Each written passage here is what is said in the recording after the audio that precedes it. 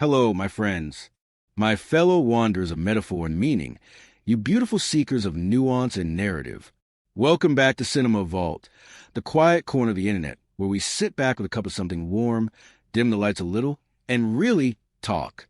Not just about movies, but about what they do to us, about the echoes they leave in our minds long after the credits roll, about the questions they raise and the stories within the story. If you're new here, please consider liking and subscribing, but only if you feel like you belong here with us in this strange and thoughtful space. This isn't a place for hot takes. It's for the slow simmer.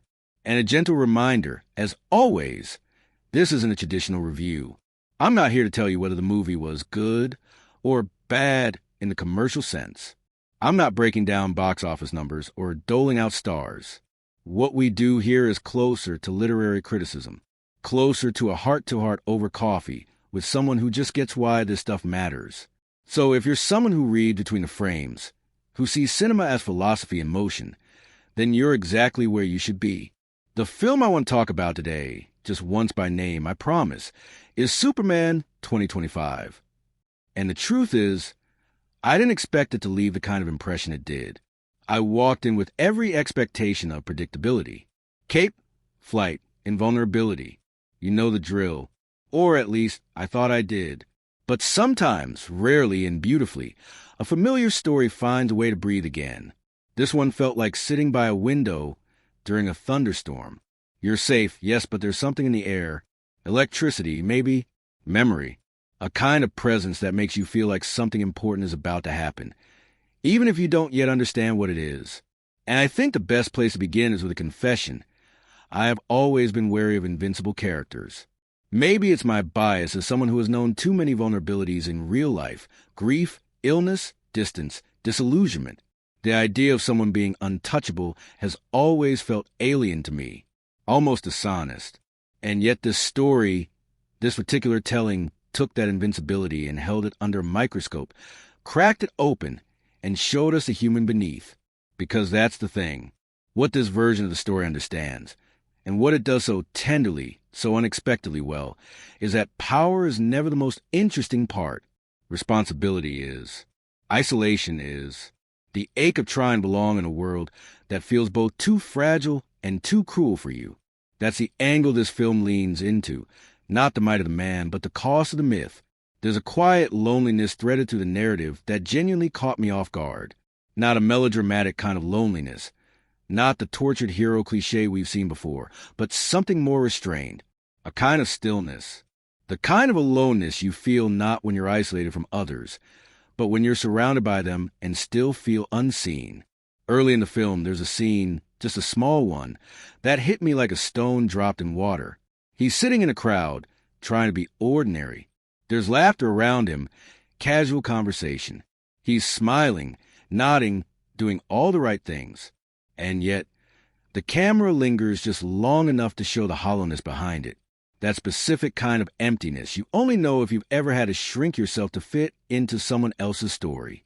It reminded me of being 16, walking home from school with headphones in, pretending the world around me didn't sting the way it did. I didn't have heat vision or x-ray sight. But I did have questions that no one seemed to want to answer. And maybe that's why this film stirred something in me. Because it finally asked the questions that I've always thought were buried underneath the tights and symbols. Questions like, if you could save everyone, but doing so would destroy what makes you feel human, would you? If everyone expects you to be the answer, do you lose the right to ask your own questions?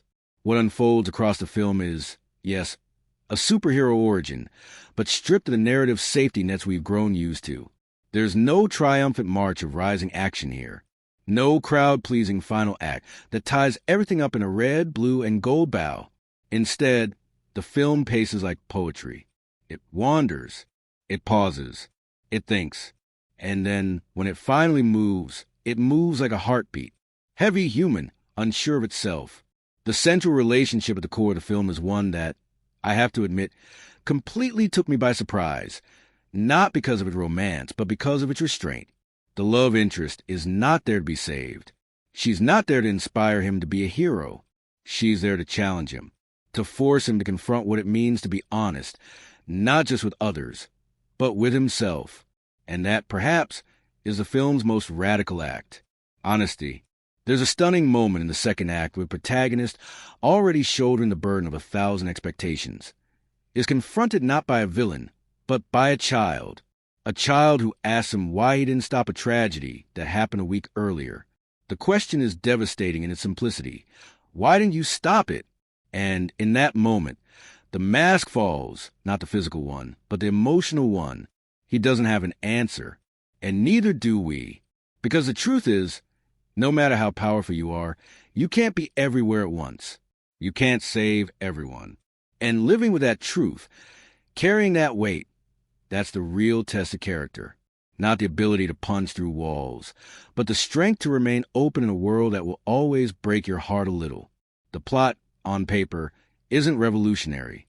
A man raised among us discovers his origins, wrestles with his identity, and is ultimately called upon to decide who he wants to be. But the telling, the texture of it, is what makes all the difference. There's a haunting elegance to how the story is shaped. Time isn't strictly linear. Flashbacks aren't just memories. They're emotional landmines. And the villain, when he finally arrives, isn't just a physical threat. He's a philosophical one. A voice that challenges everything the protagonist believes about mercy, about justice, about legacy. What's fascinating is that the so-called villain makes a disturbingly good point. And that's always the mark of mature writing, when you're not entirely sure the antagonist is wrong. There's a pivotal twist toward the final third of the film, one I won't spoil, but I'll say this. It reframes the entire arc not as a victory, but as a sacrifice, a choice to lose something deeply personal in order to preserve something larger. It's a kind of storytelling that refuses to reward power for its own sake. It demands that power mean something, that it costs something. And for me, as someone who has always wrestled with the question of what it means to do the right thing in a world that feels more gray than black and white, this hit close to home. The older I get, the more I realize that goodness isn't loud. It isn't flashy. It's small. It's quiet. It's showing up. It's being kind when no one's watching. It's choosing not to use your strength just because you can.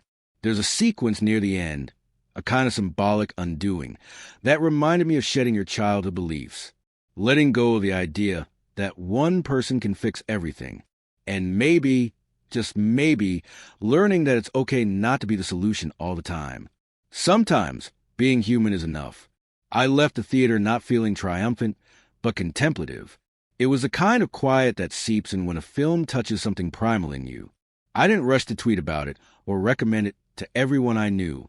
Instead, I walked slowly, took the long route home, thought about my own father, about the things he never said, the strength he carried that I never understood until he was gone, thought about the burden of trying to live up to expectations, others and your own. And somewhere in that silence, I realized the film had done something rare. It had reminded me not of how powerful a man can be, but how brave it is simply to feel. I'm grateful for that. So thank you for joining me tonight, for sitting through this wandering reflection with patience and open hearts. If you felt even a flicker of recognition in anything I said, then I hope you'll stick around. This little community we're building, it means more to me than you know. There's a kind of quiet that opens this film, not a silence, but a hush, as if the story itself is holding its breath. And in that hush, we're invited into something that feels less like an origin tale and more like a memory, unfolding gently, like pages being turned by wind. The very first image isn't what you'd expect. Not space, not power, not the familiar spectacle.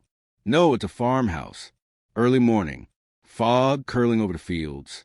A boy, maybe 12, stands barefoot in the grass, watching the sunrise like it's trying to tell him a secret.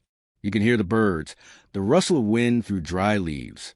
His dog sits beside him, still sleepy. And that's it. That's how it begins. Not with a crash or a bang, but with stillness, with yearning. That boy, of course, is who we think he is, but the film doesn't name him at first. It lets us sit with his being, not his identity.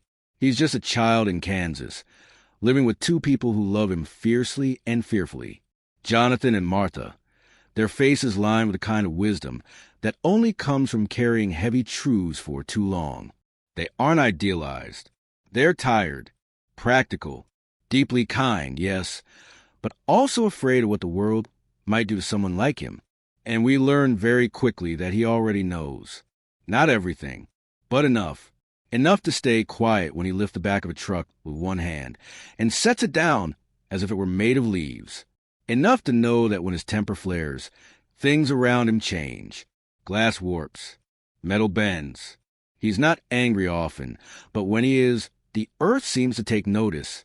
There's a beautiful moment, quiet again, where he asks his father if God made him wrong. He's been hearing things, not voices exactly, more like frequencies, machinery underground, heartbeats, a woman whispering goodbye to someone across town. He's overwhelmed, terrified. And Jonathan, this man who works with his hands and doesn't know how to explain the stars, put a hand on his son's shoulder and just says nothing. Because what do you say to a child who can hear everything? The film gives us time to live with these questions. It doesn't rush. It's not interested in giving us answers. Instead, it gives us echoes. And one of the most powerful echoes comes during a scene at school. He's in science class. The teacher is explaining gravity, how it's both invisible and absolute, how it governs everything. And he raises his hand, not with confidence, but with quiet dread, and asks, what happens if you're not part of it, if gravity doesn't work the same way for you? The class laughs. The teacher is thrown. But we, watching, know what he means. And this sense that he's operating in a world that wasn't made for him becomes a thread that quietly winds through every interaction. The loneliness of it is never stated outright, but it sits in every frame. Then, slowly, the mystery begins to crack open. There's a ship buried deep beneath the barn. Jonathan's old storm cellar, retrofitted and padlocked like it holds nuclear secrets. One night, after a particularly cruel confrontation at school, the boy comes home bruised. Not from fists, but from words, and Jonathan decides it's time. He hands over a key and tells him to open it when he's ready. He opens it that night. What he finds isn't so much a revelation as a reorientation. The technology inside is alien, yes, but also eerily organic. It responds to his presence. Lights shimmer, symbols pulse, and a voice, a woman's voice, soft and regal, fills the space. She speaks in a language he somehow understands, not with his ears, but with his bones. She says his name, his real name. The film handles this moment not as spectacle, but as inheritance. And what a terrifying inheritance it is. He's not just different. He's not even from this world. His people are gone. His history is lost. And the only thing left of that vast civilization is him. The weight of that knowledge is unbearable. He runs into the fields, through the woods, out beyond the fence line. And the camera follows from a distance, never close, never invasive. It lets him be small against the immensity of it all. It's around this point that the film shifts us gently forward in time. He's older now, not yet a man, but no longer a boy. Early 20s, working odd jobs under different names, moving from state to state. Sometimes someone catches a glimpse, a man lifting a car off a trapped child, then vanishing. A worker who survives a fire without a scratch. These become rumors, urban myths. No one can prove anything, but stories travel. Whispers grow. He isn't hiding out of shame. He's hiding because he still doesn't know who he's supposed to be. He's searching, not for power, but for permission. Permission to exist as he is. And then the world changes.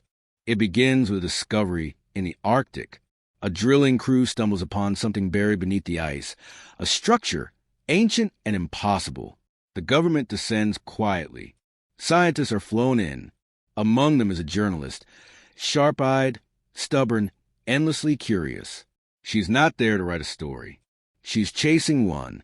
And of course, he's there too, under an alias, working as part of the excavation team, watching from the periphery, keeping his distance, but drawn, inevitably, to whatever lies beneath. Their meeting isn't cinematic. It's awkward, brief. She suspects there's more to him. He doesn't deny it, but he doesn't offer anything either. Still, something passes between them, a mutual sense of gravity, To borrow the earlier metaphor, a knowing. When the structure beneath the ice finally activates, all hell breaks loose. It isn't a ship, not exactly. It's a beacon, a kind of library, archive, and test site all at once. And when he enters it, alone, it responds to him. Lights bloom, air thins, symbols shift, and then a projection. A man, regal, austere, speaking in the same strange tongue as the voice and cellar.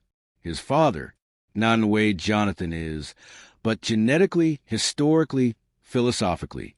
This holographic father doesn't give him comfort. He gives him context. He explains the fall of a world, the hubris of a people who destroyed themselves, the purpose behind his son's exile, not just survival, but the hope that he might redeem something, that he might guide this new world toward a better path than the one his ancestors walked. And again, the film doesn't treat this as destiny. It treats it as burden. He doesn't want to be a savior. He doesn't want to be a symbol.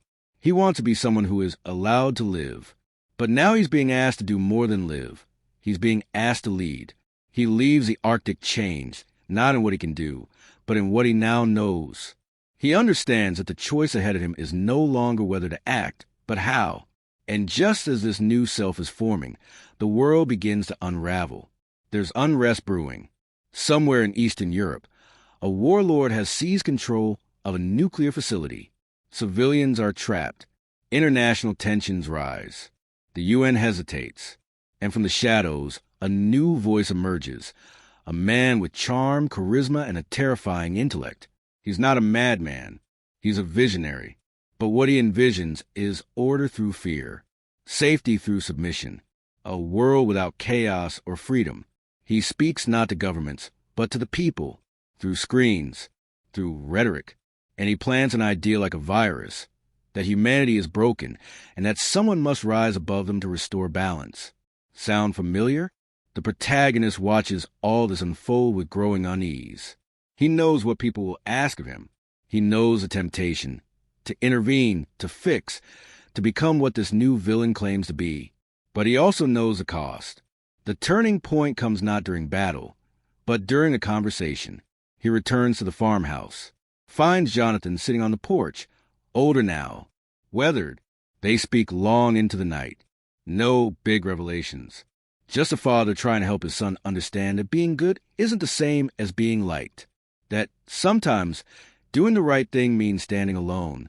And in that silence, the boy who once asked if God made him wrong finally allows himself to believe that maybe, just maybe, he was made right for something. The film doesn't give us answers. It gives us questions that feel eerily relevant. About surveillance, about power structures, about the line between protector and tyrant.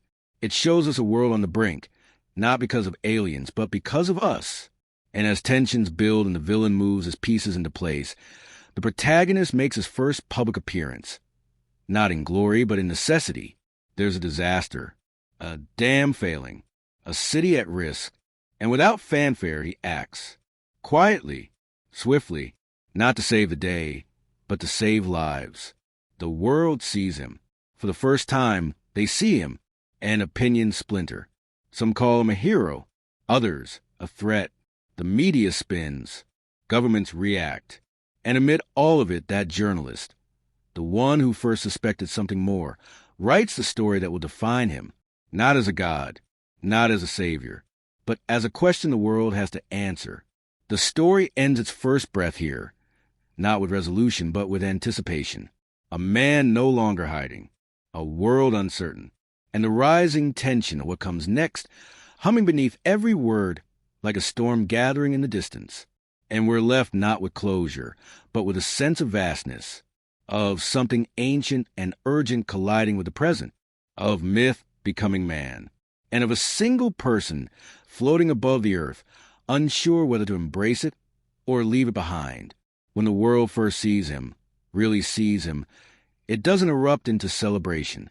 It holds its breath, because there's something inherently unnerving about being faced with the impossible, not as a theory, but as a person, a man floating in the sky, quiet, controlled, capable of lifting cities or ending them. What do you do with that? Some weep, others pray, A few build monuments before they've even understood the man. And many, many others look up not with awe, but with fear. And in the days that follow that first public act of heroism, the dam, the evacuation, the calm strength with which he saved thousands without asking for recognition, what unfolds is not the age of hope we might expect. It's something murkier, something more human. There's a press conference. Of course there is. He doesn't attend. But they hold it anyway. Government officials, scientists, intelligence analysts, they all try to name him, to define him. And somewhere in that mess of jargon and theories and speculation, the most dangerous idea begins to form. Control. If such a being exists, who decides what he's allowed to do? And that's when the whispering man, the one who speaks not with fists but with doctrine, steps fully into the light. He's been watching. Always. He understood from the beginning that the real battlefield wouldn't be sky or soil, but mind, belief.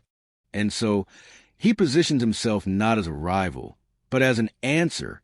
While the world debates whether this mysterious savior is dangerous, he offers clarity, order. He tells the people what they most long to hear. You were right to be afraid. His plan, it turns out, was never to destroy cities or launch missiles.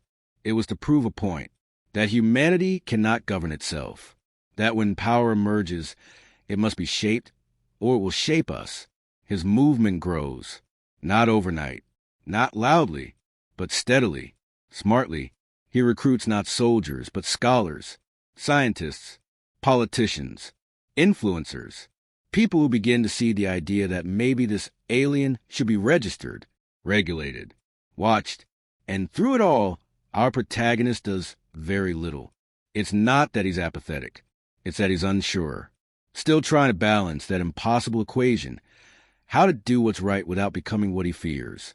There's a sequence that lingers in my mind. He's walking through a city, not flying, not rescuing, just walking, dressed plainly. No one recognizes him. He moves through crowds like a shadow, watching, listening, hearing how people speak of him. And what strikes him most isn't the fear or even the admiration.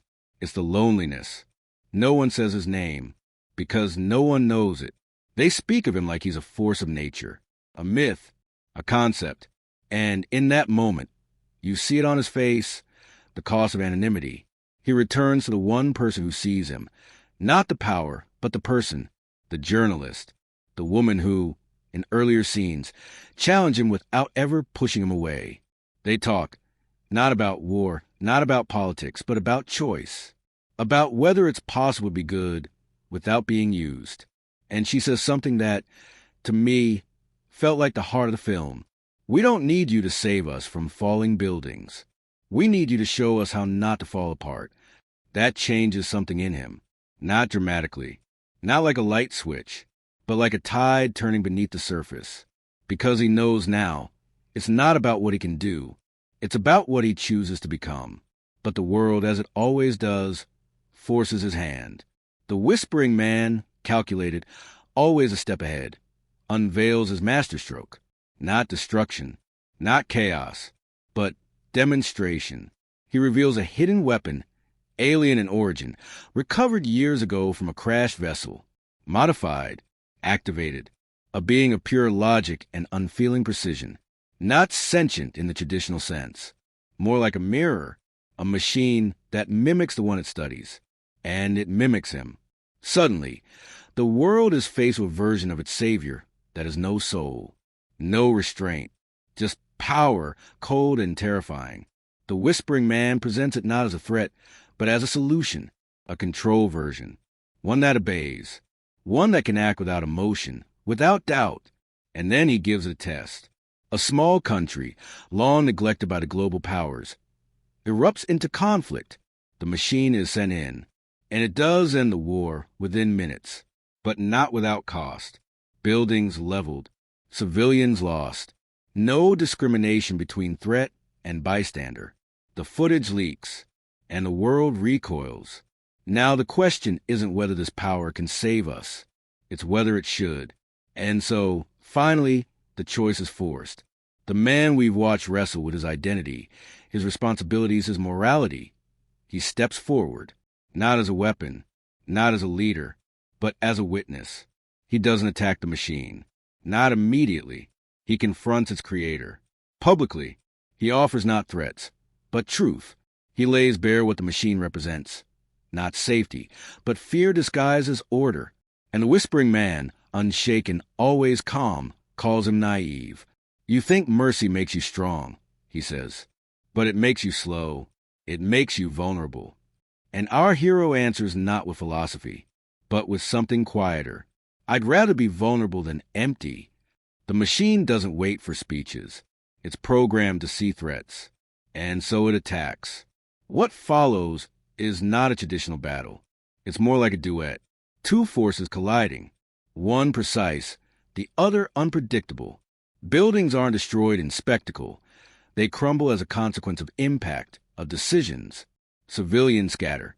He tries to lead the machine away into uninhabited zones.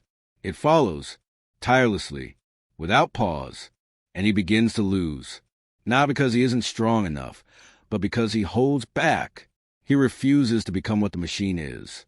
Every punch he pulls, every blast he redirects, costs him ground, because he knows the world is watching. And he knows what he does now becomes doctrine. And just when it seems like he might fall, when the machine begins to outpace him, he makes the choice he's feared all along. He lets go, not of his morality, not of his compassion, but of the idea that he must always hold back to prove he's good. He doesn't kill the machine. He disables it, painfully, strategically, dismantling it piece by piece until it shuts down. And when it does, he falls to his knees, not in victory, but in exhaustion. And the people watching, they don't cheer. They wait, because now they understand what it costs him. Every time he saves them, every time he spares them. And it is then, only then, that the narrative shifts. The whispering man is arrested, not by force, but by law, exposed for crimes buried beneath layers of philosophy. He goes quietly. Even in defeat, he smiles. You've won nothing, he tells our hero. They'll still fear you. And maybe he's right. But in the days that follow, something begins to change. Not in governments, not in policies, but in people. Children leave drawings of him outside news stations. Old men call into radio shows to say thank you. For the first time, someone spray paints his symbol not on a protest sign, but on the side of a school, not because he saved the world, but because he chose not to rule it. And in the final scenes, we see him not above the earth, but among us, at a diner, drinking coffee, laughing at something the journalist says. They're not together, not yet, but there's something there, a kind of peace, a beginning. And as the camera pulls back, we hear her voice, not narration, but a recording, the article she wrote, the one that finally gave him a name, not the one we expect, not the symbol, but his name, because that's what the story gave us, not a god, not a soldier, but a man, flesh and doubt and wonder and hope, someone who didn't ask to be chosen, but who chose us anyway. And as we fade to black, we don't feel triumphant. We feel seen, because maybe like him, we're all just trying to find a balance between who we are and who the world needs us to be.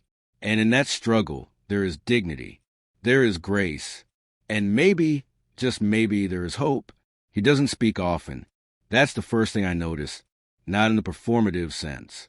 Not like the brooding antiheroes who use silence to project mystery or edge. No, his quiet feels lived in, learned, like a person who grew up understanding that words, once spoken, can never quite be taken back. That silence, when held gently, can be more powerful than any speech.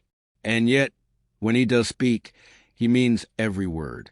That's what drew me in, not the strength, not the spectacle, not even the mythology, but the way he carries himself in rooms where he doesn't belong, and never really expects to. There's a moment in the film, early on, when he's watching a group of workers laugh around a campfire. He's on the fringe, not unwelcome, exactly, but outside the rhythm. Someone passes him a drink. He smiles, nods, pretends to sip, and then returns, quietly, to the solitude just beyond the firelight. That moment told me more about him than 1,000 action scenes ever could. Because this is a man raised between two worlds and deeply at home in neither. One gave him love, the other gave him purpose. But both in their own ways asked something of him that no child should be asked from his adoptive parents. It was the burden of restraint. Be careful. Don't let them see. You can't afford to make mistakes.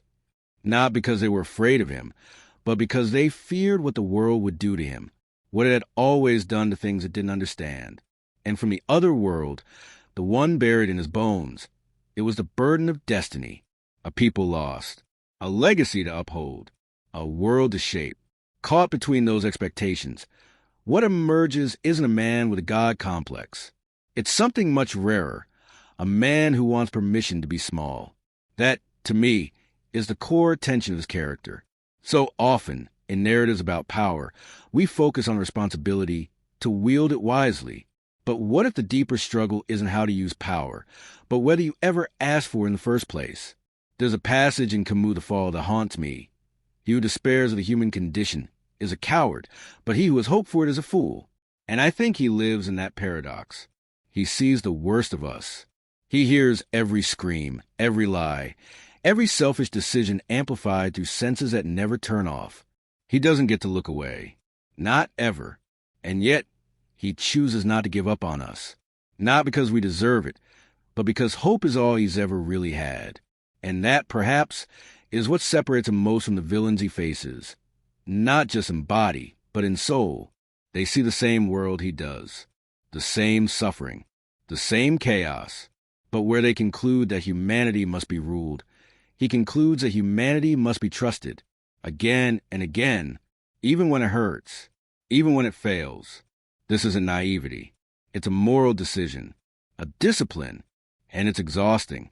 We see it in his posture, in the way his shoulders never fully relax, in the way he hesitates before acting, as if weighing every possibility, every consequence, not just for the next 5 minutes, but for decades down the line. Because when you can stop a war with a glance, hesitation isn't weakness. It's the only form of ethics you have left. His kindness is never theatrical. It's not the grand gestures that define him. It's the small ones. A hand placed gently on a stranger's back. A moment of stillness beside someone grieving. An act of mercy when no one's watching. He doesn't perform goodness. He practices it. And yet, there's a part of him that aches to be known, not as a symbol, not as a myth, but as a person. And the tragedy is that very desire might be the one thing he's not allowed. Because how do you ask to be understood when your very existence defies understanding? There's a powerful scene that lingers somewhere near the middle of the story. He's sitting across from the journalist, the only one who sees past the headlines, and she asks him something simple, almost absurd. What do you want? And he doesn't answer, not because he's hiding, but because the question itself feels foreign. Want? What does that even mean anymore? When everyone comes second to need, the world's needs, not his. That moment shattered me, because I think, in some way, we've all been there. All felt that quiet erosion of self when the world asks too much of us, and we forget what it feels like to want something for no reason other than joy. I imagine he once wanted things. Music, maybe a place by the sea, maybe children, maybe to wake up one day without feeling like the ground beneath his feet might fall away if he missteps. But those dreams, if they ever existed, have been buried, not killed, just stored, like seeds in winter. And yet, despite all of this, despite the loneliness, the burden, the impossible choices, he smiles. Not often, but when he does, it feels real. Earned, like a moment of sun breaking through a sky that's held gray too long. There's a gentleness in him that I wasn't prepared for, a softness that exists alongside his strength, not in opposition to it. He isn't afraid to feel. He mourns. He reflects. He lets himself be wounded, not by weapons, but by words, by the ache of disappointment, the sting of betrayal, the slow unraveling of hope. And I think that's what makes him feel human, finally, not the disguise, not the clothes, but the willingness to suffer with us, even though he doesn't have to. There's a part of the story where he's given a choice, to leave, to abandon Earth and return to a recreated version of the world he lost. a place of safety, of belonging, of understanding, a place where he would no longer have to explain himself or hide or hurt. And he almost goes. You can see it on his face. The longing, the fatigue, the temptation. But in the end, he stays. Not because he's a martyr, but because he understands something we often forget. That home isn't where you're from. It's where you choose to stand. And he chooses us. Broken, beautiful, infuriating us. Over and over again. That choice doesn't make him noble. It makes him vulnerable. And that vulnerability becomes the emotional core of his arc. He isn't just someone who can't be hurt physically. He's someone who chooses to be hurt emotionally, because caring is the only thing keeping him tethered to this world. And in that, he reflects the best of what we aspire to be. Not perfect, but present. Not unshakable, but committed. His journey is less about learning to use his strength, and more about learning how to live with it, how to not let it hollow him out, how to let people in without endangering them, how to show mercy without being seen as weak, how to be good when the world only seems to respect force. And that's the brilliance of the writing, because every other character in his orbit exists to pull him in one of two directions. The villains demand control. The governments demand obedience. The people demand certainty. And she, the journalist, demands truth, not his truth, not the public one, but the small, personal truth that only reveals itself in quiet conversations, late at night, when the mask slips and the cape comes off. That's the side of him we fall in love with, not the savior, the son, the friend, the man who doesn't know what tomorrow will ask of him, but shows up anyway, even when no one asks him to, even when no one says thank you, even when he's hated for it. He shows up, and by the time the story draws to a close, we understand what that really means. Not just for the world, but for him, because showing up isn't just about courage. It's about choice. And the man we've watched, this quiet, watchful, deeply feeling man, makes the same choice again and again, to believe in a world that may never fully believe in him, to love a people who might never fully understand him, to protect lives that will always question his own. And in doing so, he becomes not a god, not a guardian, but something far more difficult. He becomes good.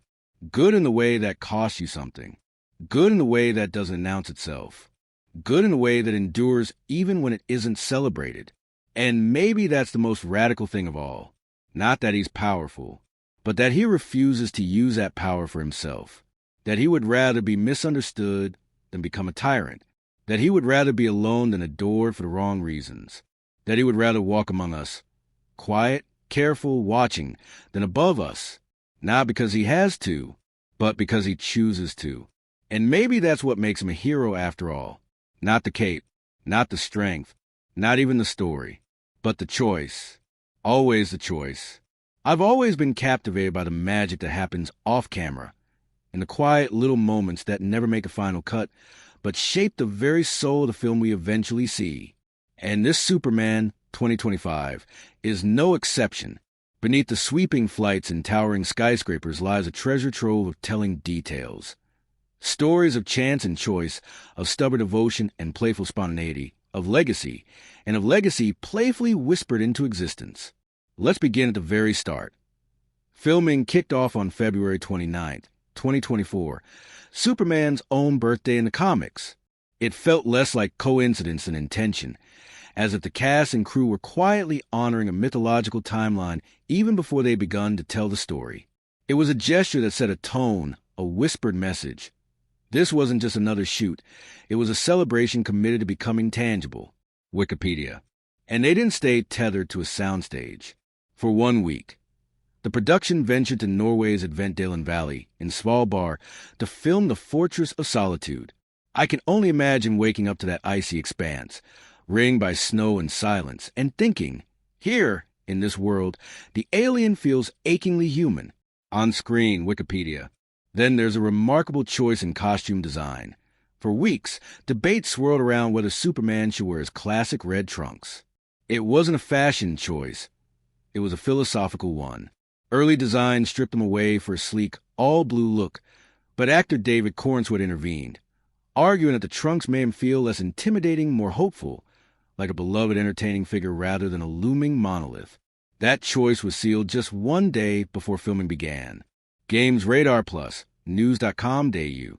Behind that iconic suit, Corenswet faced his own journey of strength. Clips from behind the scenes show him working tirelessly, lifting weights, pushing himself with the kind of relentlessness that borders on meta. It's not about getting better. It's about getting bigger, he said. And yet between those grueling sets, there were moments of sheer levity.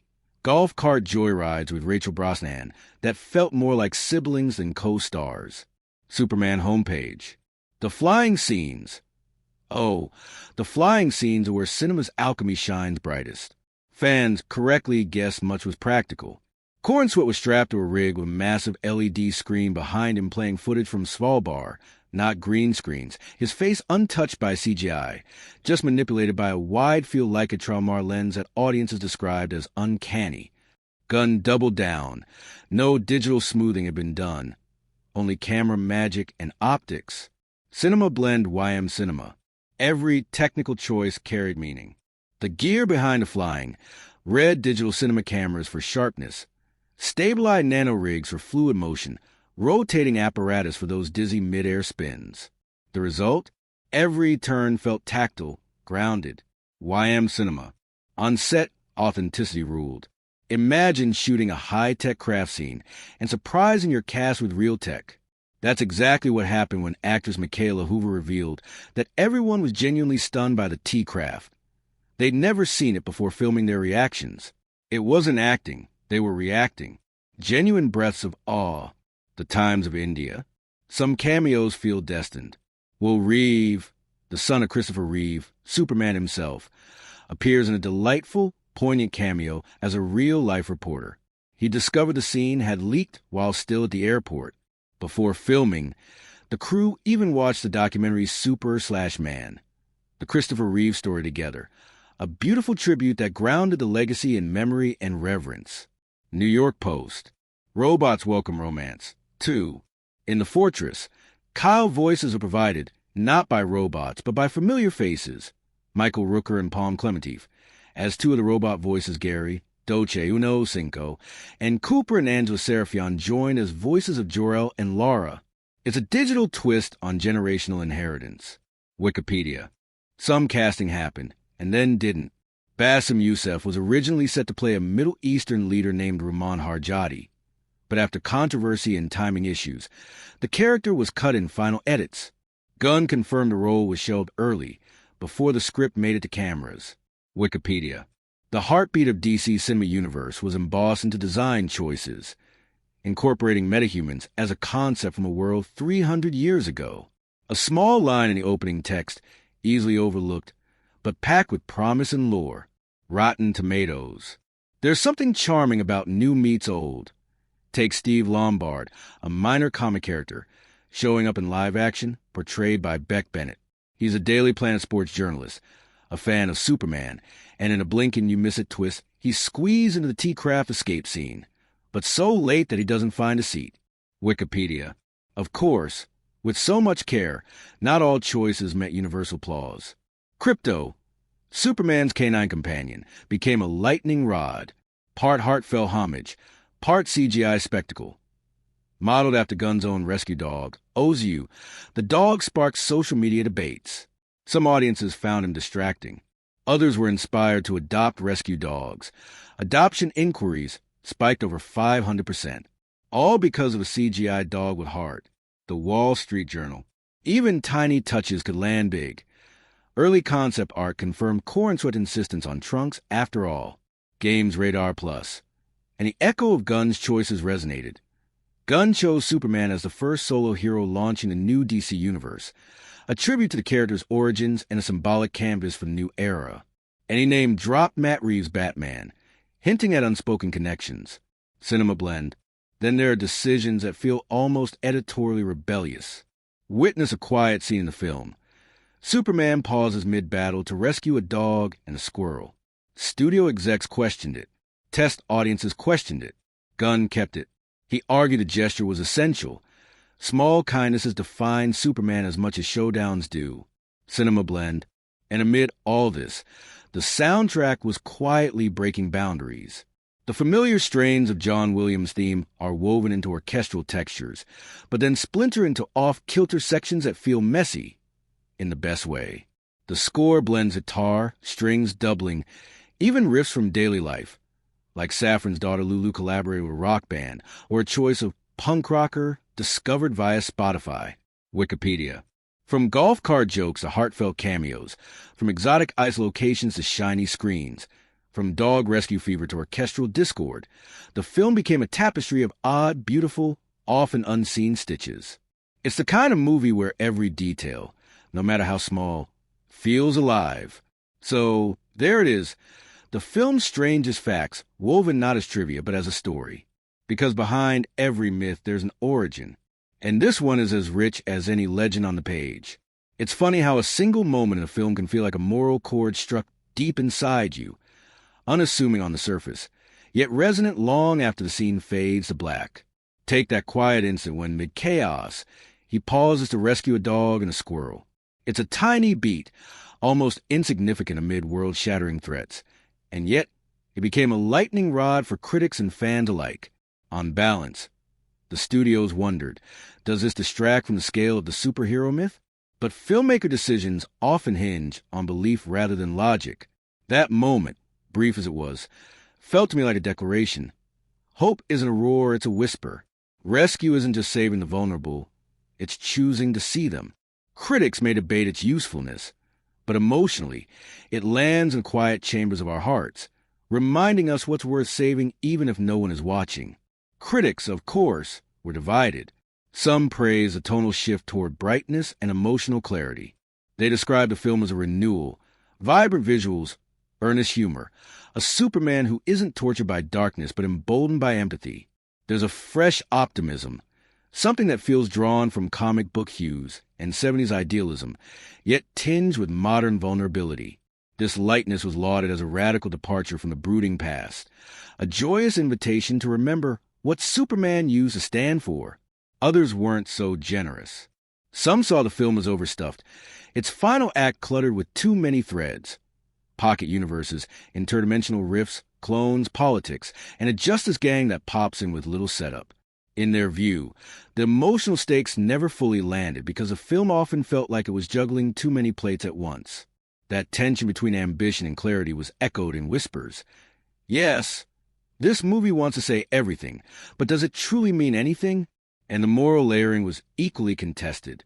One scene, drawn from a geopolitical allegory between Borovia and its poorer neighbor, Jarinpur, stuck with me. The film evokes current real-world conflict without naming names, yet the subtext is clear.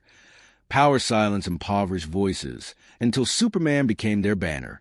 When citizens raise the flag of hope, his symbol, in defiance of oppression, it speaks to something deeper than capes and lasers. Some viewers saw this as bold and urgent. Others worried it painted a moral shortcut in place of nuanced discourse. At the center of it all, performance. David Corenswet brings a Clark Kent rooted in awkward sincerity, and a Superman who doesn't lord over humanity, but longs to walk among it. He isn't elevated by his strength, but burdened by it. That tension, more felt than shown, became the emotional fulcrum of the film, and many applauded the nuance, the honesty. His Lois, played by Rachel Brosnahan, is both grounding and sparring partner, with real chemistry, not saccharine banter.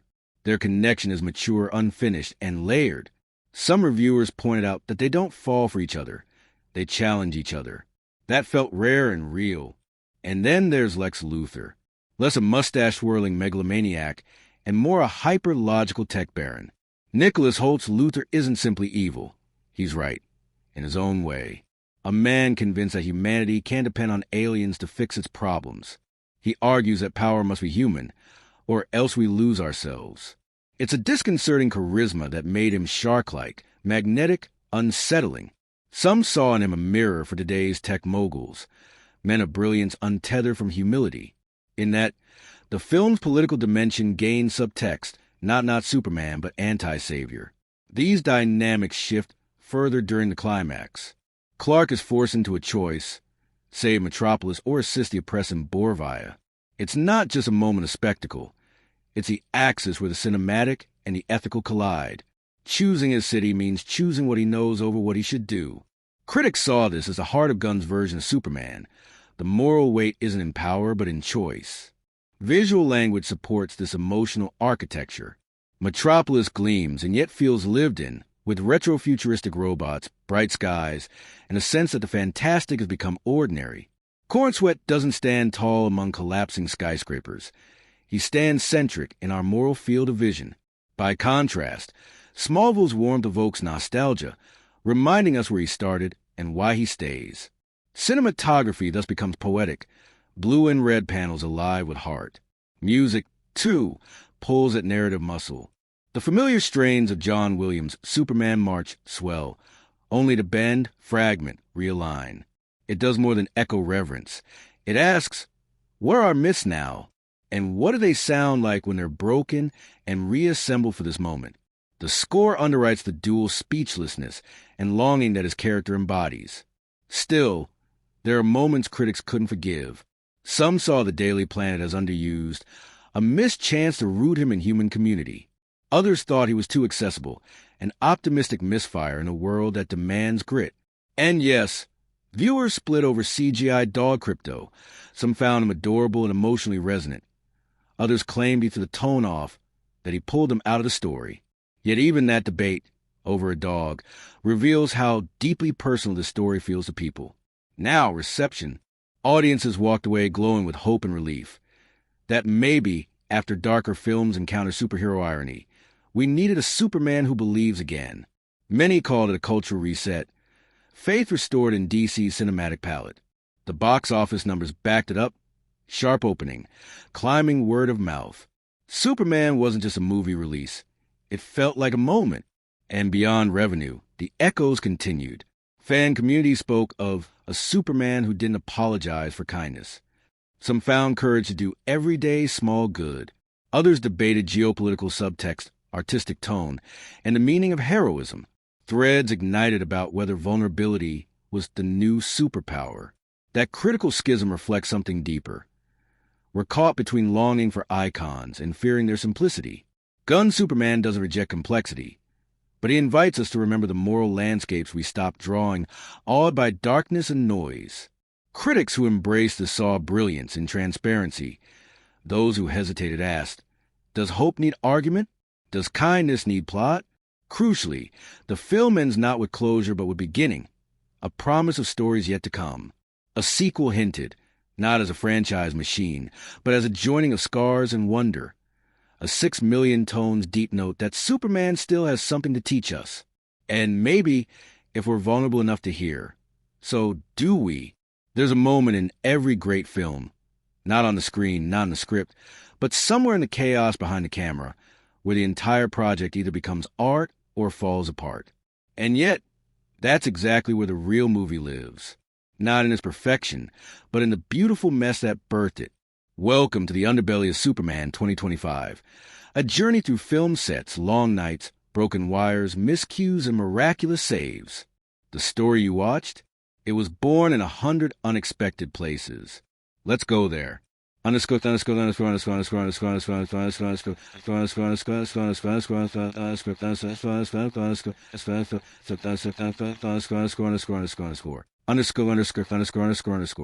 The desert that wasn't a desert. The opening scene of Superman 2025 stunned audiences with its haunting stillness, an alien ship torn apart across a desert landscape, winds howling over dunes that stretch beyond the eye. What most didn't realize is that it wasn't a desert at all. That entire sequence was shot inside a massive hangar in Vancouver. No sand, no wind, just layers of crushed recycled cork, lit by 26 different types of LED panels, arranged to mimic the shifting sunlight of Martian sunrise. But the real drama? The artificial sand kept clumping. It stuck to the actors' boots, smeared their suits, and jammed the gear motors in the robotic camera rigs. By the third day, cinematographer Elias Navarro had a nervous breakdown over a drone that wouldn't land properly due to static discharge from the fake sand. They lost nearly $70,000 in damaged lenses during the first week. And still, they didn't switch locations. Why?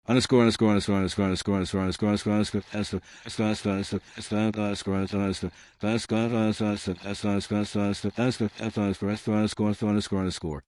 underscore, underscore, underscore, underscore. The suit that melted. Yes, the Superman suit in 2025 looked flawless on screen, but it was a disaster behind the scenes. Created using a fusion of nanofiber mesh and reactive silicone overlays, the suit was supposed to shimmer subtly under different lighting conditions. Instead, under hot stage lights, the silicone started to bubble and melt. During an intense monologue in the Hall of Mirrors sequence, the suit actually fused the Dourado skin. They had to cut him out of it with surgical scissors. By week 3, they were on suit number 7. Eventually, the VFX team opted to use digital overlays on a neutral gray compression suit for almost 40% of the final scenes. So, in a sense, Superman's iconic costume didn't exist at all. Only pixels. Only illusion.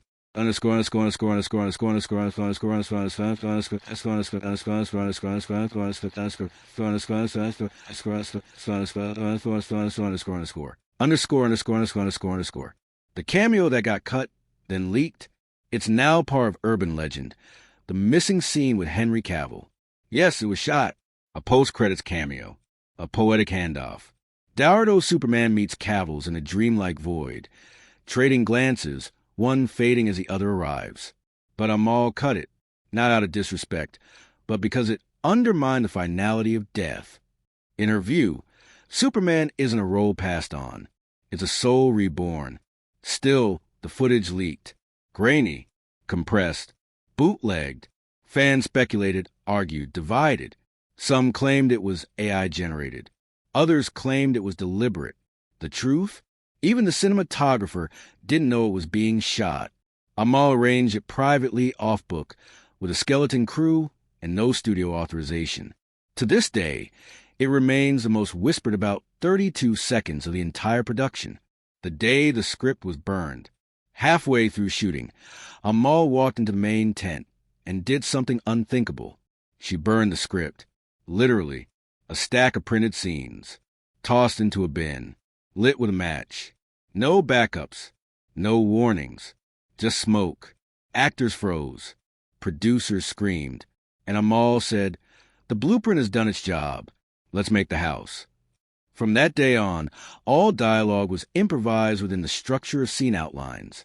What you see in the movie, the tension, the silences, the strange pauses, wasn't scripted. It was discovered in real time. The emotional argument between Clark and his adoptive mother? 2 takes. No rehearsal. Lois Lane's monologue about grief and memory? She wrote it herself. The studio almost pulled her from the project. Instead, they doubled the editing budget. And the risk paid off. The film felt lived in. Unpredictable. Human. Underscore, underscore, underscore, underscore, underscore, underscore, underscore, underscore, underscore, underscore,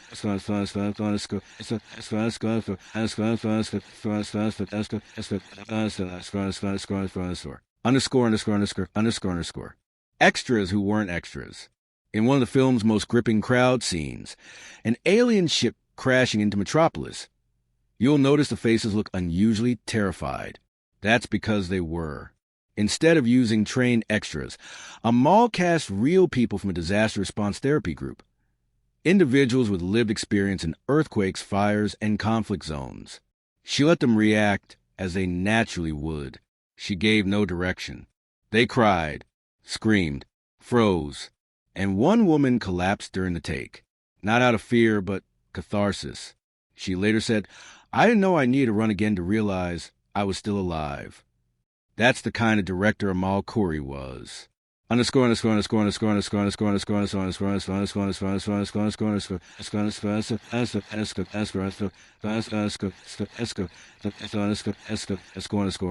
underscore, underscore, underscore, underscore. The sound you can't unhear. There's a strange frequency buried in the film score, especially in the scenes where Superman is unsure of himself. Sound engineers confirmed it. A sub-bass tremor at 17 hertz. Barely audible, known to induce unease in humans. It's used in horror films occasionally, but here it was applied subtly, methodically, beneath scenes of moral conflict. Viewers can describe it,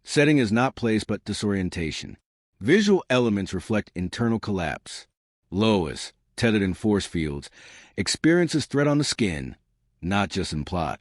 That camera placement in the rescue scene, circling inside her awareness, reminds us this story is lived from the inside. Music and mood color the emotional temperature. John Murphy weaves instrument layers around John Williams' iconic theme. Strings echo, guitars fracture, doubling strings mirror synthesizers. When Superman soars, the familiar theme rises, then stored into human fragility. In quieter moments, mother-son echoes, Lois's resolve. The score whispers, not soars. Emotional weight, carried in resonance over volume.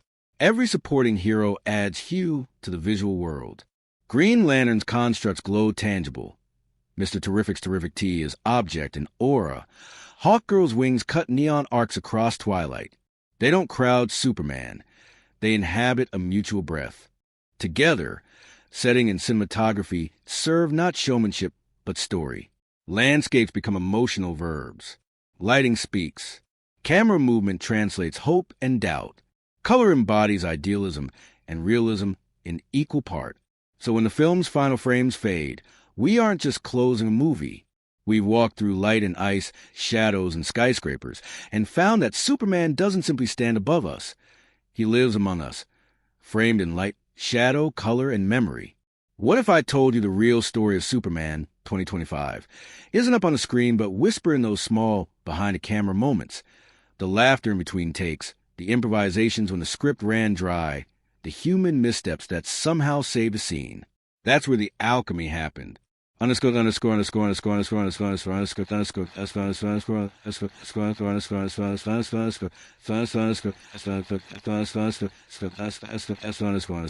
Underscore. The surprise of the T-craft. There was a scene, brief, electric, when the cast encounters a sleek, high-tech aircraft. The T-craft. What you saw on screen might look like perfectly practiced awe, but that reaction, completely unscripted. Actress Michaela Hoover revealed the T-craft was a secret until the moment it rose on set. The ensemble's wide-eyed surprise wasn't acting. It was real, an emotional flash captured in raw form. That simple choice tucked an honesty into the shot that no amount of direction could have manufactured. The Times of India.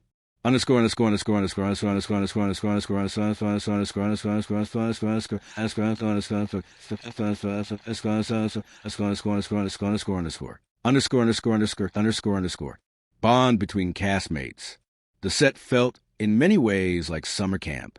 Michaela Hoover and Rachel Brosnahan, who plays Cat Grant and Lois Lane, respectively, grew close.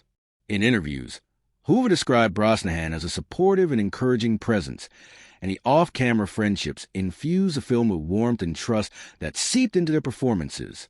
People.com.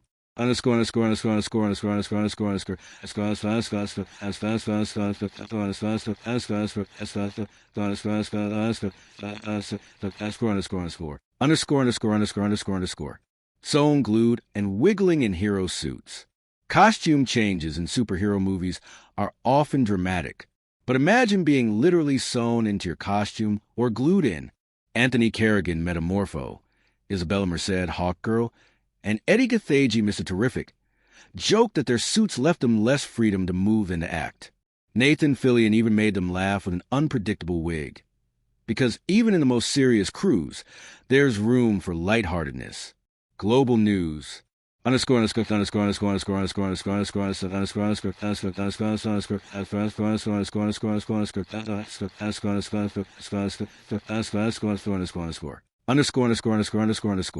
Honoring Christopher Reeve. Before cameras rolled, the cast gathered to watch Super/Man, the Christopher Reeve story. Well, Reeve, Superman's son, was moved, describing how looking across the room and feeling the reverence for his father's legacy was profound. He even appeared in the film himself, mirroring his real-life career as a news reporter. That quiet moment bound the production to its history. New York Post.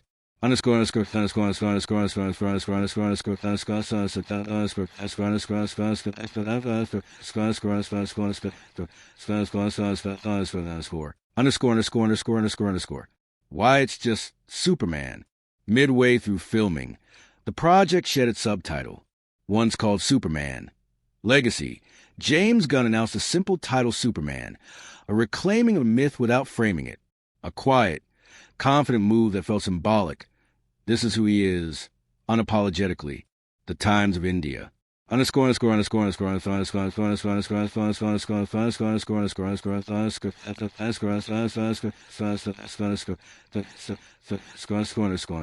Underscore. A Midwest that felt like home. Though most shooting happened at Trilla Studios in Atlanta, Cleveland doubled as metropolis. Its connection to the characters' origins, Siegel and Schuster were from Cleveland, don't feel incidental. Its architecture, its streets serve as more than backdrop. They whispered legacy. Gunn described working there as invigorating thanks to its pride and heart. Motion Picture Association.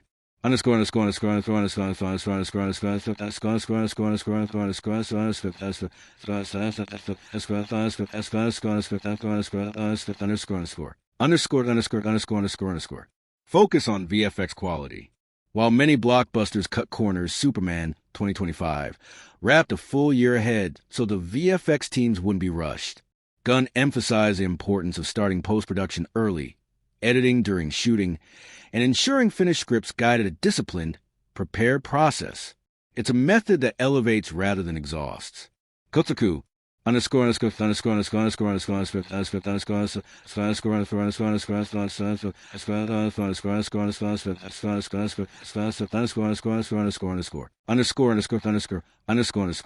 Flying shots that aren't CGI, mostly. That stunning snowy flight? It wasn't all CGI. David Corenswet flew in a rig on a soundstage surrounded by huge LED screens, showing Svalbard's peaks behind him, a stagecraft setup similar to The Mandalorian. His face remained practical, untouched by digital manipulation. It was the lens's optical effect that gave it that cinematic texture. Cinema Blend, YM Cinema.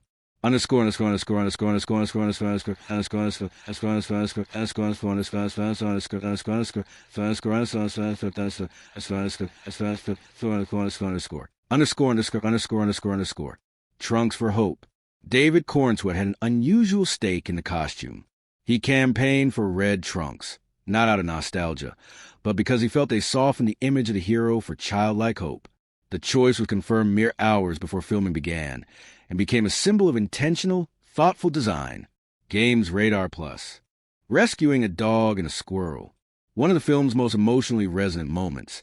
The hero pausing mid-battle to save a dog and a squirrel. Almost didn't make it. Studio executives questioned it, but James Gunn insisted. That small act of care, critics noted, became emblematic of what separates greatness from brutality. Choosing compassion over drama. Cinema Blend.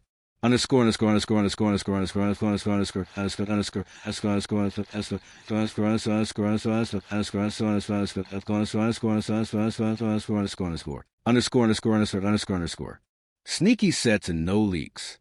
Early production was surprisingly leak-free. Fans credited the secretive indoor locations and remote shoots, even Iceland, making sneak peeks rare. The moment filming moved to Cleveland, however, people started noticing, because real landscapes can be kept hidden as well. Reddit.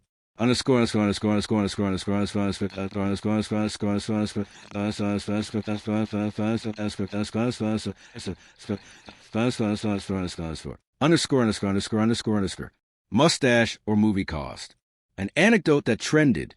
Corenswet allegedly shaved off a mustache instead of using CGI, saving the studio money. Whether slightly exaggerated or not, it's a small example of practical, human filmmaking. Reddit.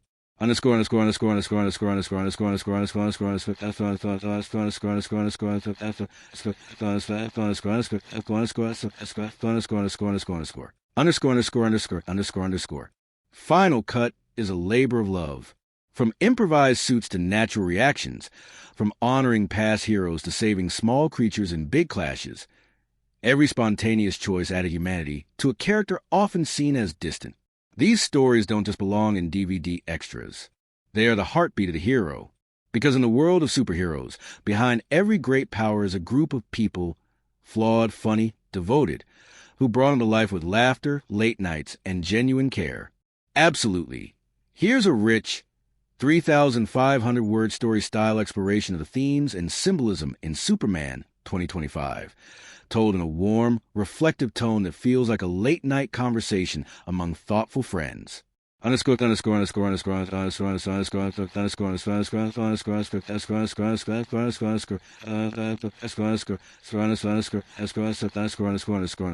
Underscore.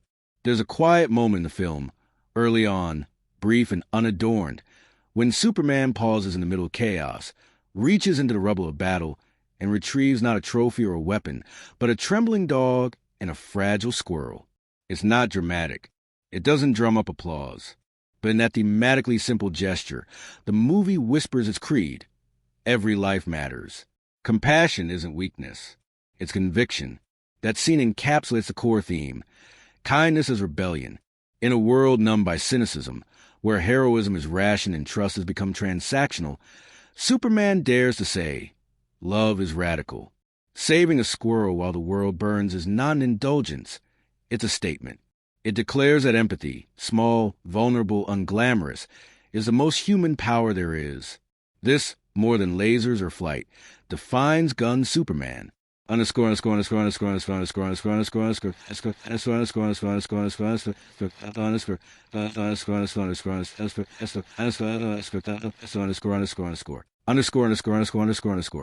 But there's another layer beneath, identity rooted in duality. He is the alien son of Krypton and the heart-shaped son of Kansas, raised under open skies and golden fields, taught by parents who never shaped him to be a god, but a gardener. His identity isn't a mask, it's tension, a tapestry woven from polar worlds. The fortress of solitude is crystalline and alien. It reflects his heritage but feels cold and alienating. The Kent farmhouse, by contrast, breathes with memory. It doesn't weaken his identity. It anchors it. He isn't human in spite of his powers. He's human because of the contrast they impose and the choices he makes when no one is watching. The film asks, can someone who's literally super choose humility and tenderness genuinely, and not for applause? Clark Kent answers, every time.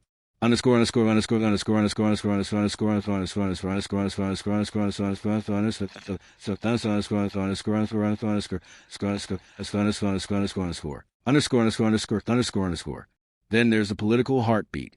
Superman as immigrant, outsider, and hope. He arrived on Earth in silence, without invitation, carrying the debris of a world lost. Always other. Not just alien, but refugee. In a world that shouted for familiar heroes, he offered something uncomfortable. Unconditional belonging. The film confronts this theme with clarity. He doesn't just fight for people who look like him. He fights for those they've forgotten. Immigrants. The poor. Nations written off by the global stage. His struggle with corporate-sponsored heroes, slick, performative, costumed, signals a deeper fight about whether heroism can be commodified or if it must be rooted in intrinsic worth. Hope isn't a brand. Hope is a heartbeat. In a social climate obsessed with cynicism, a Superman who bases himself on the immigrant story and human kindness almost feels like an act of resistance. It's radical to believe goodness isn't naive. Another theme hums in the emotional corners, legacy and moral inheritance. The film introduces a corrupted message from his Kryptonian parents, twisted by someone else's vision. The incomplete message speaks of love, hope, exile. The complete version veers darkly toward conquest and domination. In one telling, his heritage is a gift. In the other, a burden. He must choose. Accept it, reject it, reshape it. That choice isn't destiny. It's discipline. He doesn't become Superman because his powers or heritage demand it. He becomes Superman because he rejects tyranny total, forgoes at accruing strength for dominion. He chooses mercy, not control.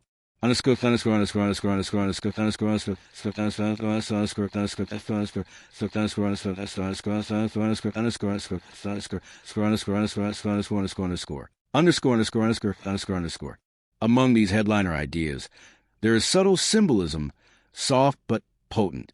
The S shield in this version leans into its deeper intent. House crest, glyph of hope, reminder to stand together. It's not a logo. It's a philosophy. The city becomes a living cathedral, not worshiping him, but needing him. He is caretaker, not bishop. Metahumans who already exist, commodified by profiteers, represent a world where heroism is licensed. Superman disrupts that narrative. He doesn't wear logos. He answers to conscience. Crypto, his dog, isn't fan service. It's suggestion that bonding, love, and vulnerability don't diminish power. They center it. The Justice Gang, corporate sponsor heroes with no moral center, act as foil. They raise questions. Is violence ever justifiable? If it's efficient, can heroism survive ethics? Underscore.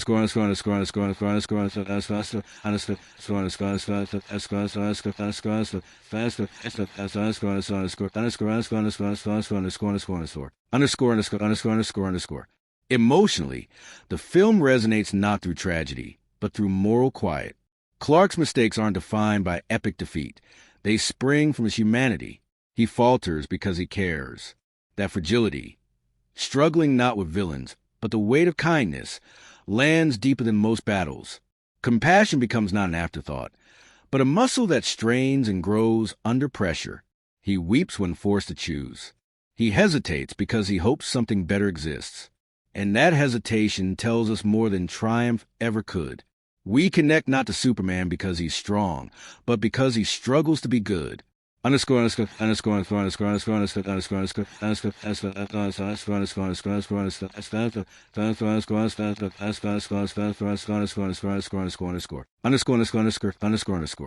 We live in a world that makes heroism transactional, valor theatrical.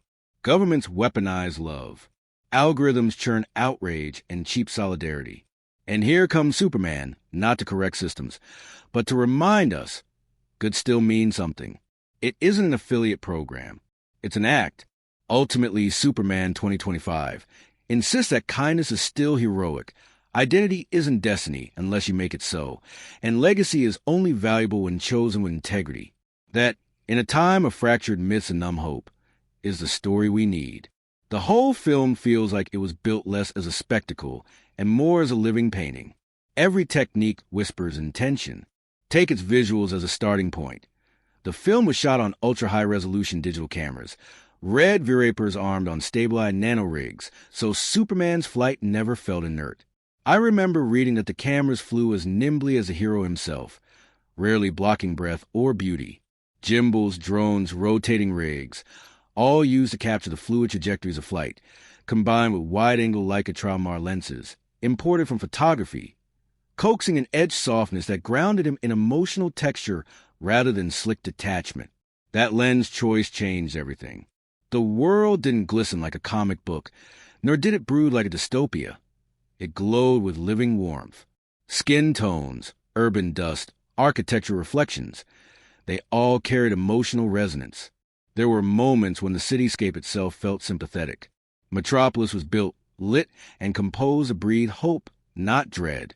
Production designer Beth Mickle infused Art Deco elegance into skyscrapers, mixed futuristic glass with grounded materials, and contrasted that with the crystalline cold of the Fortress of Solitude. The difference between these spaces wasn't just visual. It translated the emotional geographies of identity and belonging. That DNA in setting, small town roots, journalistic classrooms, alien worlds, was reinforced by lighting.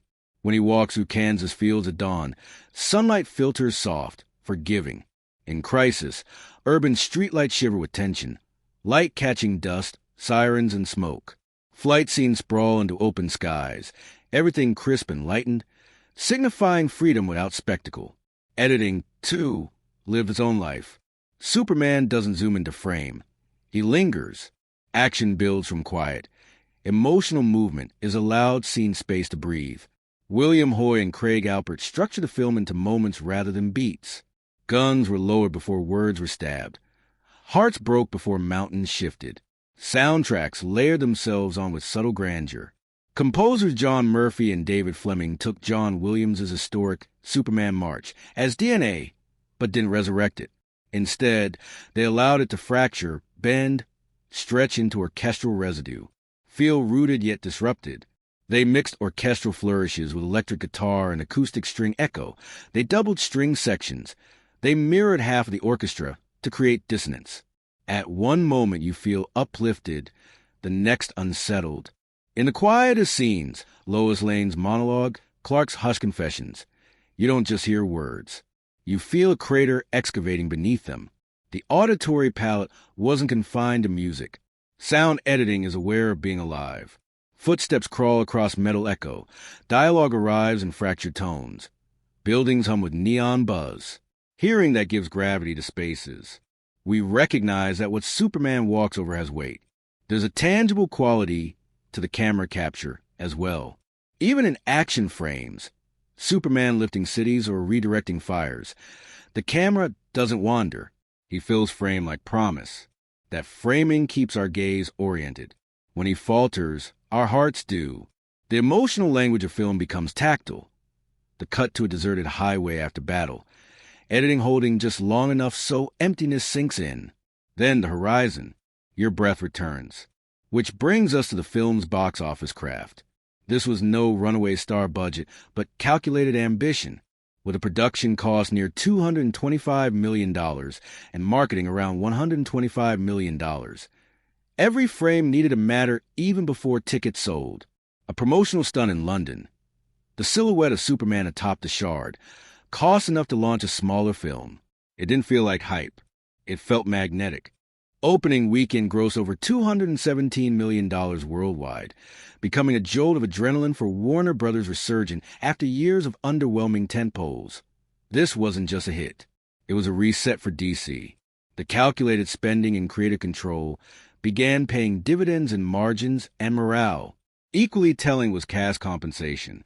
David Corenswet and Rachel Brosnahan earned $750,000 each, modest amounts by superhero movie standards. Nicholas Hoult, as Lex Luthor, earned $2 million. That wasn't imbalance, it was storytelling.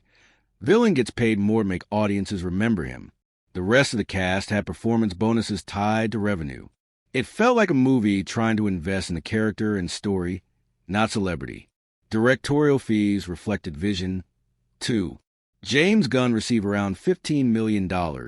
Significant, yes, but that comes with control over narrative, casting, characters. CBS, it seems, wanted a hero behind the camera just as much as in front. By turning box office risk into shared reward and creative trust, Superman, 2025, modeled an alternative to bloated superhero production. So when fans fill theaters, they're not just consuming an icon. They're investing in a story that was chosen with care. All in all, this film's technique isn't just craftsmanship.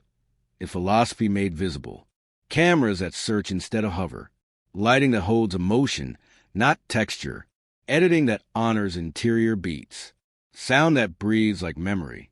And a finance model that aligns risk with narrative integrity. The technological marvel is less the spectacle and more the resonance. Cinematic choices matter when they serve story rather than spectacle. And in that alchemy, the movie asks us not to watch a superhero, but to feel one. Let me take you behind the curtain in a way that feels personal, warm, and still full of the echoes of a shared cinematic heartbeat. This isn't a breakdown. It's a story of people, of cast, of fans, of how Superman breathed into hearts again, and the conversation that followed.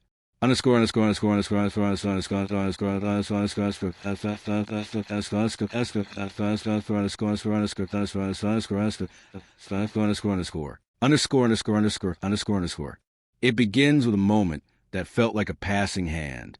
David Corenswet, in an interview, shared something simple yet resonant. When he wrapped on the film, he received a letter from Henry Cavill, his predecessor in the role of Superman. A kindness, handwritten, passing the torch gently. And that wasn't all. Corenswet sent a similar note to Tyler Hoechlin, an actor known for his own portrayal of Superman on television. These small gestures, shared between the keepers of myth, suddenly make the legacy feel human again. Not about roles or egos, but about continuity, care, connection. That ripple outward from actor to audience is where modern myth-making lives. And friends, the response was immediate. Some fans watched the film with open hearts they didn't know they had.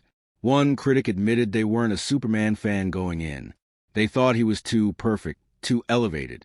But then they saw him, vulnerable, awkward learning, and walked out saying, I didn't expect to feel this warm. Not just about flying or saving cities, about being seen. Across review board and social media, adjectives like honest, hopeful, relatably heroic began ricocheting. Lois Lane, Rachel Brosnahan, was called the best Lois yet. Fierce and grounding, sparring and stitching hope onto scenes with laughter and conviction. Nicholas Hoult's Lex was described as magnetic, commanding, the kind of presence that feels real in a movie full of miracles. Critics at premiere screenings painted a consistent emotional palette. Colorful, unashamedly bright, stirring. One reviewer said they cried happy tears, something rare in superhero cinema. Another called it Asterisk the perfect superhero movie. Big, bold, whimsical, anchored by heart. Others pushed back, gently and sharply. They argued it leaned safe, touched its beats on the nose, piled heroes into a single frame too quickly. Some missed the grit. One voice wrote that the film never quite earned the emotional connections it promised. They wanted fewer heroes, more depth, more space to fall before standing tall, which is exactly what a myth needs. Not compliance, but conversation.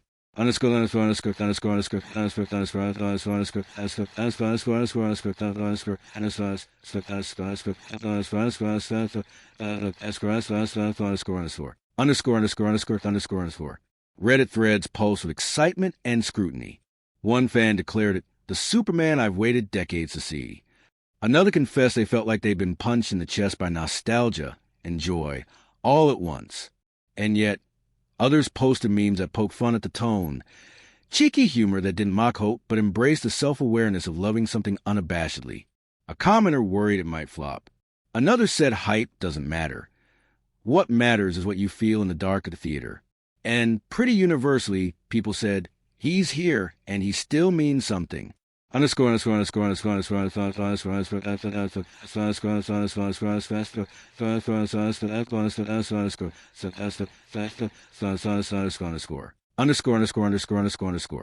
Within the cast, sisterhood and warmth grew off camera.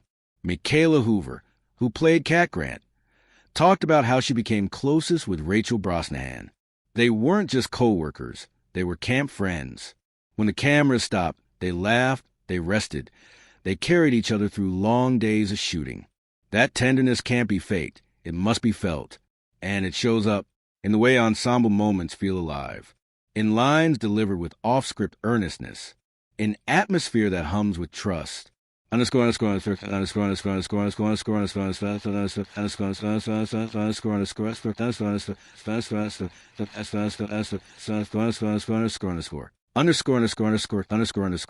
Let's talk about Crypto for a moment, that golden blur of fur and loyalty. The CGI dog lit up conversation. Some found him distracting. Others found him desperately moving. And a real consequence. Adoption queries for rescued dogs soared more than 500%. Crypto became more than a comic character.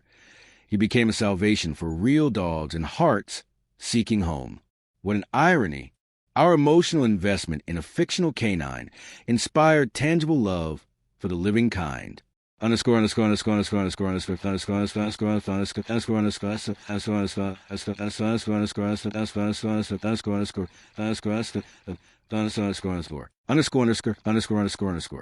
What did that mean for box office? Superman didn't just open, it soared. The numbers reminded people that earnestness still sells. The crowds came, and they brought their gratitude, their children, their sandwich boards that read, up, up and ah.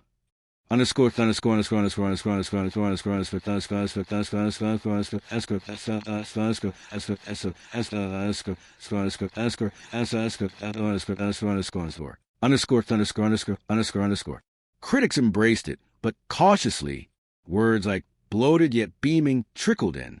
A few said the runtime felt generous, that tonal shifts were abrupt, and yet the applause remained. It wasn't perfection, they said, but it was close enough. And more importantly, it dared us to want good again. Rotten Tomatoes landed in the low 80s. Metacritic hovered in the solid margins. Not explosion, but sturdiness. Proof that brightness can be bold without being hollow. There was pushback, too. One longtime fan lamented that the origin felt half-told, The emotional arcs rushed. Secondary heroes felt like cameos rather than attachments. Another critic said whimsy doesn't substitute for weight. These perspectives mattered because they reminded us not everyone needs to be holding hands to believe. And that's okay. You can long for darkness, to explore grief or politics or pain. And you can also yearn for colors, quips, a dog, a man standing in sunrise. There's room for both myth-making. Underscore.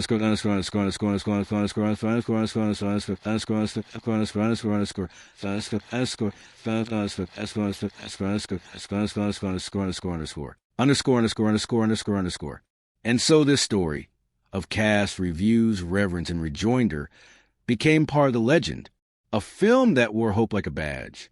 A cast that lived kindness. A fandom that reeled and wrote, cheered and questioned. Crypto that tugged on real, knowing all along that home is where our hearts land. In the end, Superman 2025 isn't a film to be consumed. It's one to be felt, to be argued about, to be carried and shared.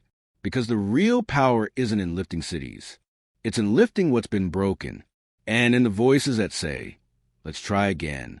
Together, here's a deeply reflective, story-style conclusion, just text for your Cinema Vault video.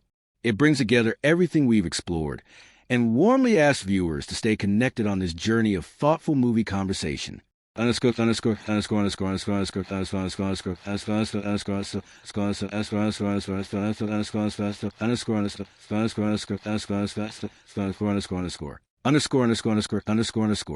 And so, here we are, standing together at the crest of a story we've traveled through, layer after layer, scene by scene, moment by moment.